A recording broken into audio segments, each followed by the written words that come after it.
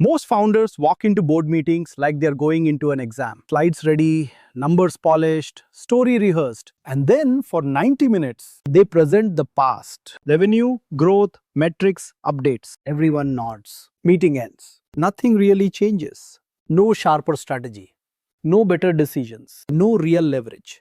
That's not a board meeting. That's a missed opportunity. A board meeting is not a reporting session. It's a strategic workshop. And the best founders understand one simple rule. 20% of the time is for the past. 80% is for the future. If your meeting doesn't change how the company will act next, you didn't use your board. Here's where it breaks. Most founders overload the deck with information. 30, 40, sometimes 60 slides. By the time you're done explaining everything, there's no time left to actually think. So the board reacts instead of contributing. And you walk away with surface level advice. The real shift is this. Stop treating your board like an audience. Start treating them like decision partners. Because your investors are not just capital.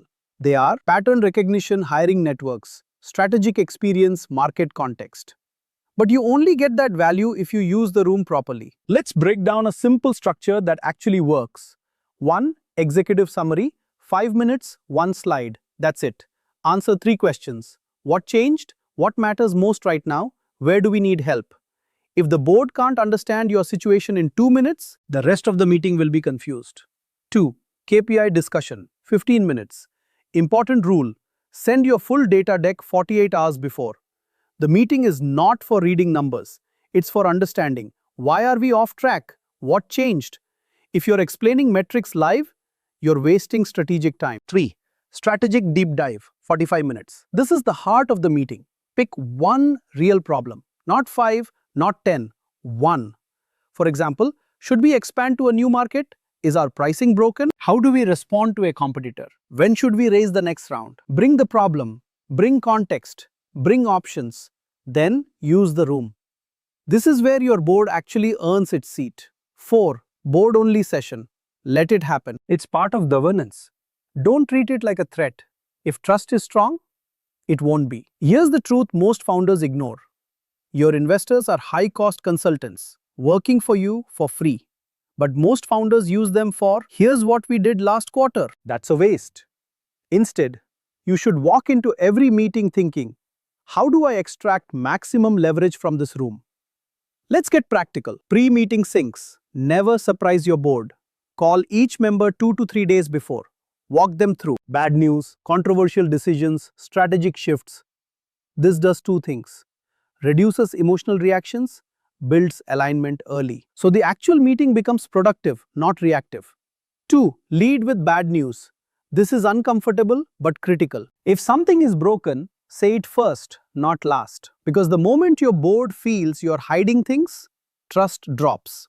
And once trust drops, every conversation becomes harder. 3. Assign homework. Most board meetings end with, great discussion. That's useless. Instead, give each board member specific tasks. Make 3 customer intros. Help close a key hire. Review pricing strategy.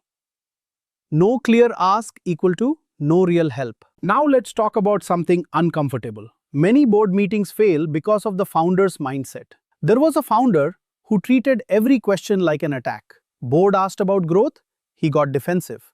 Board questioned strategy, he pushed back emotionally. Eventually, the board started losing trust. Even considered replacing him. He changed one thing. Instead of defending, he started asking, what do you think we should do? That's it. Suddenly, discussions became collaborative. Board became supportive. Trust came back. Because a board is a mirror.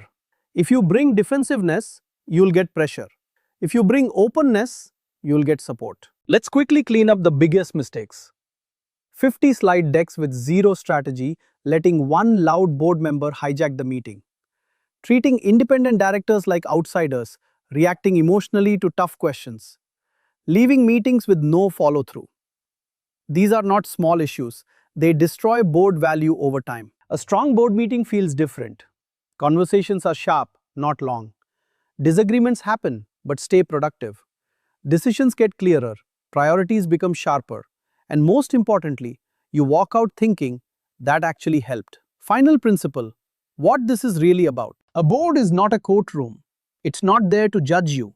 It's there to improve your thinking. But that only happens when you design the meeting for it. So next time you prepare a board meeting, don't obsess over slides. Don't try to look impressive. Ask one simple question. Am I using this room to make better decisions? Because if you're not, you're wasting one of the most powerful assets in your company.